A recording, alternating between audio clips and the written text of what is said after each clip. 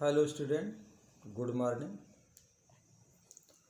आज हम महत्वपूर्ण विषय यूजीसी नेट फर्स्ट पेपर जो वर्तमान में एनटीए करा रही है, नेशनल टेस्टिंग एजेंसी, उसके संबंध में खास करके फर्स्ट पेपर के अंतर्गत जो शिक्षा और संविधान है उसकी चर्चा करेंगे। शिक्षा और संविधान से विगत वर्षों में बहुत सारे प्रश्न पूछे गए हैं, उससे संबंधित चीज़ों का हम अध्ययन करेंगे और कंपटीशन के दृष्टिकोण से जो इम्पोर्टेंट होगा उसकी हम चर्चा करेंगे। वीडियो में आप लास्ट तक बने रहिएगा।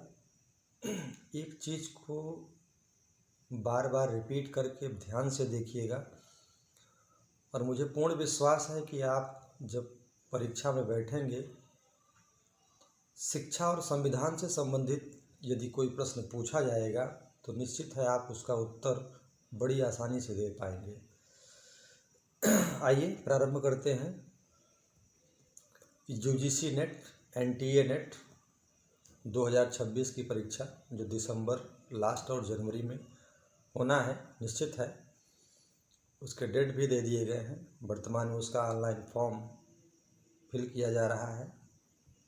तो जो बच्चे पोस्ट ग्रेजुएशन कर रहे हैं, आप वो फॉर्म को फिल कर सकते हैं, या जो कर चुके हैं वो भी फॉर्म को फिल कर सकते हैं।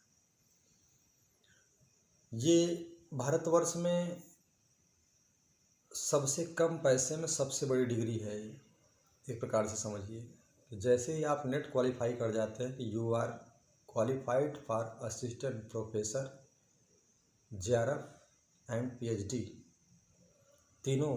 पीएचडी का भी, पीएचडी अगर आपको करना है तो आप इसमें प्रतिभाग करिए, तभी आपका जो है पीएचडी में एडमिशन होगा। आइए प्रारंभ करते हैं।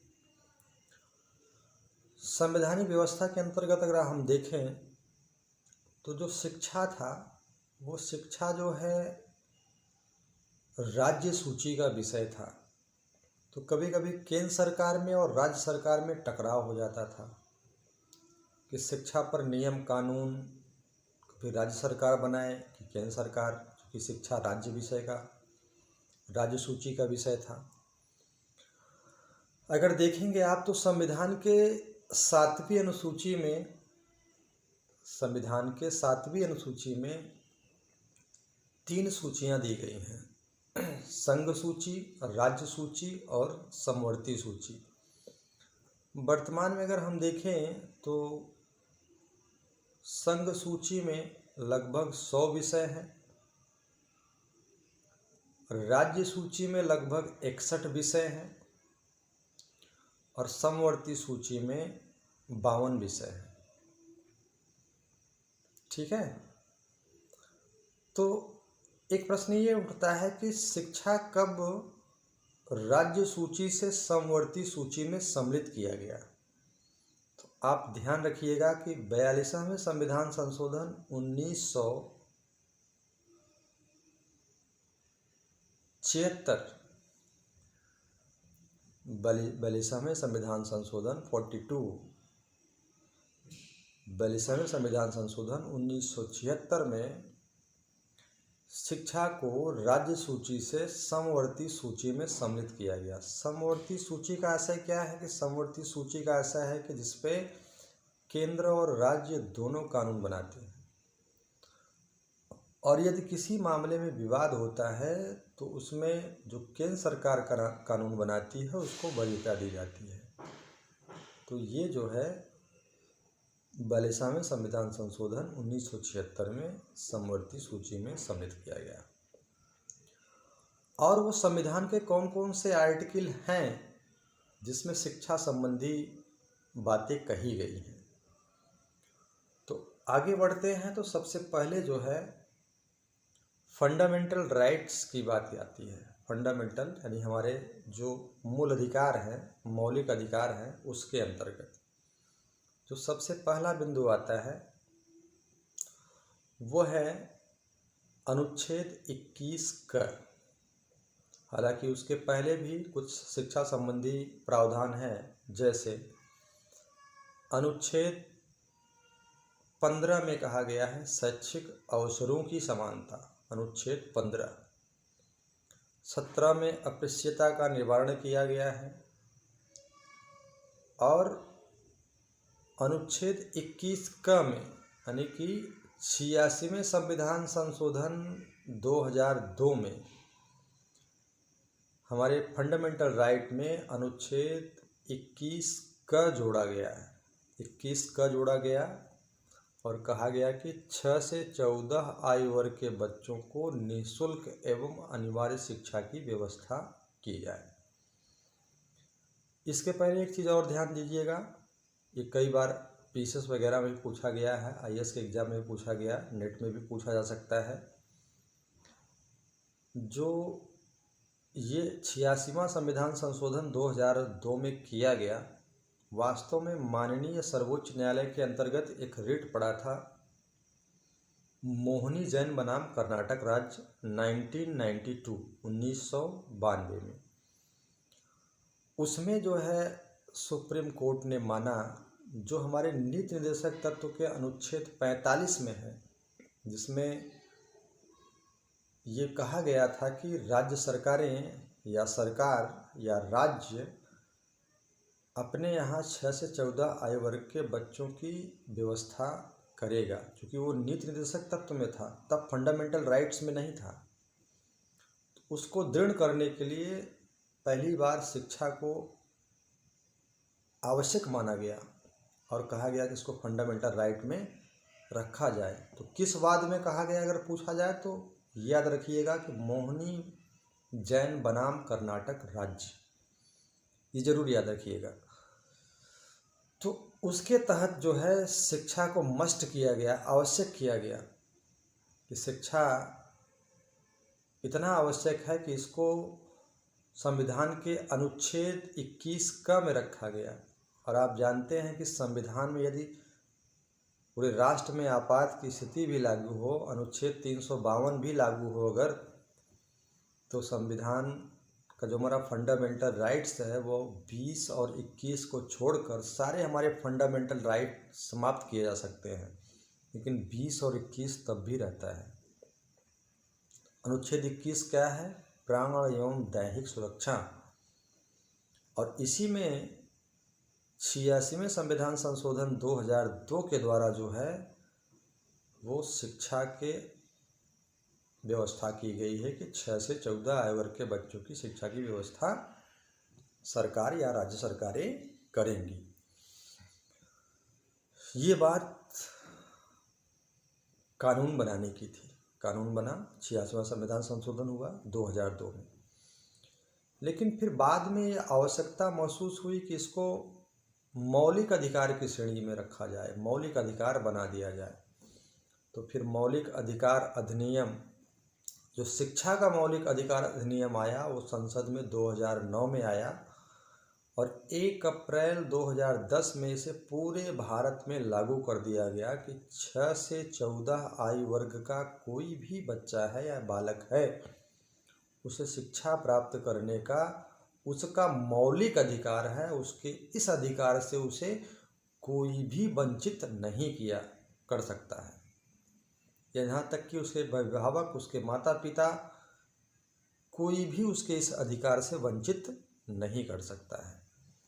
ठीक, तो ये मोस्ट इम्पॉर्टेंट है और बहुत बार जो है प्रतियोगी परीक्षाओं में पूछा जा चुका है, इसको ध्यान में रखिएगा। फिर आगे बढ़ते हैं, हम आगे बढ़ते हैं तो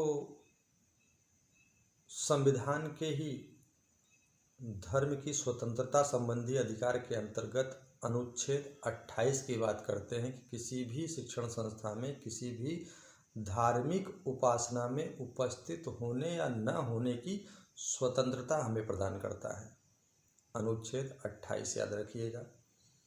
फिर फंडामेंटल राइट्स की ही बात करते हैं, मौलिक अधिकार की ही बात करते हैं, तो उसमें अनुच्छेद 30 इम्पॉर्टेंट है। अनुच्छेद 30 क्यों इम्पॉर्टेंट है? इसलिए इम्पॉर्टेंट है कि अनुच्छेद 30 में ही अल्पसंख्यक वर्गों के अपनी पसंद की शिक्षण संस्थाओं की स्थापना और उसके प्रशासन से संबंधित है। याद रखिएगा कि अनुच्छेद 30 जो शिक्षा से रिलेटेड है, और वो क्या है कि अल्पसंख्यक वर्गों को अपनी शिक्षा संबंधी अधिकार को सुनिश्चित करने के लिए उनको अपनी मनपसंद की शिक्षण संस्था स्थापित करने और उसका प्रशासन करने का मौलिक अधिकार है ये। ठीक। फंडामेंटल राइट्स के बाद अगर हम आगे बढ़ते हैं तो नीति निर्देशक तत्वों की बात करते हैं। नीति निर्देशक तत्वों में अगर आप देखें तो 2-3 अनुच्छेद आर्टिकल इम्पॉर्टेंट है। जैसे अनुच्छेद 45 में क्या है, तो नीति निर्देशक तत्व में अनुच्छेद 45 में 0 से 6 वर्ष यानी जन्म से 6 वर्ष आयु वर्ग के बच्चों की देखभाल और शिक्षा से संबंधित है। और इसके साथ साथ इसी पे कानून बनाया गया कि 6 से 14 आयु वर्ग के बच्चों की अनिवार्य और निःशुल्क जो है शिक्षा की व्यवस्था से संबंधित है। इसको ध्यान में रखिएगा। इसके साथ साथ फंडामेंटल राइट्स से जब आगे बढ़ते हैं हम नीति निर्देशक तत्वों में, तो नीति निर्देशक तत्वों में अनुच्छेद 46 भी इम्पॉर्टेंट है। क्यों इम्पॉर्टेंट है? क्योंकि शिक्षा के दृष्टिकोण से वो महत्वपूर्ण है। उसको भी आप ध्यान में रखिएगा। अनुच्छेद 46 में क्या है, तो अनुच्छेद 46 में है कि अनुसूचित जातियों और जनजातियों या कमजोर वर्गों की शिक्षा की व्यवस्था के संबंध में बात कही गई है। हालांकि अभी इस पे कानून तमाम बनाए गए हैं और कानून बनाने की आवश्यकता है। तो पूछा जाएगा अनुच्छेद 46 किससे संबंधित है, तो कमजोर वर्गों के लिए या अनुसूचित जातियों और जनजातियों की शिक्षा व्यवस्था की प्रबंध करने के लिए जो है अनुच्छेद 46 में कहा गया है। ये हम राज्यों से और सरकारों से अपेक्षा रखते हैं। ऐसा जो है नीति निर्देशक तत्व के अंतर्गत अनुच्छेद 46 में कहा गया है। इसको याद रखिएगा। दूसरा एक जो वैश्विक मुद्दा है, पूरे विश्व में जो एक जटिल समस्या है, वैश्विक मुद्दा है, वो है अनुच्छेद 48 क, जो कि नीति निर्देशक तत्वों के अंतर्गत ही है। अनुच्छेद 48 का क्या है, तो इससे पहले हम समझ लेते हैं कि अनुच्छेद 48 क्या है। तो अनुच्छेद 48 जो है वो कृषि एवं पशुपालन से संबंधित है। बाद में इसमें संशोधन किया गया 42वें संविधान संशोधन 1976 में, और अनुच्छेद 48 का जोड़ा गया।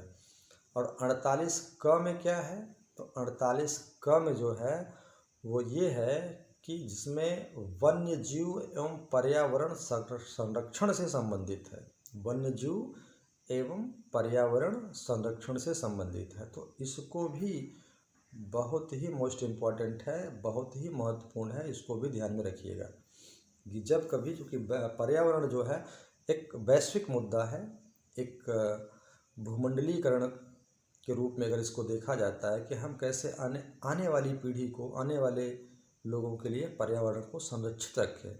इसीलिए एक धारणीय विकास की अवधारणा को जो है विकसित किया गया है कि हम भविष्य में उन संसाधनों का उपयोग करें, लेकिन हम अगली पीढ़ी को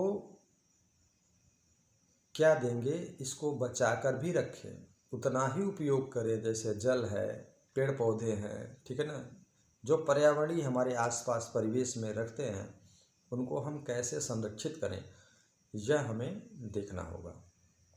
ठीक, आगे बढ़ते हैं तो नीति निर्देशक तत्वों के अंतर्गत ही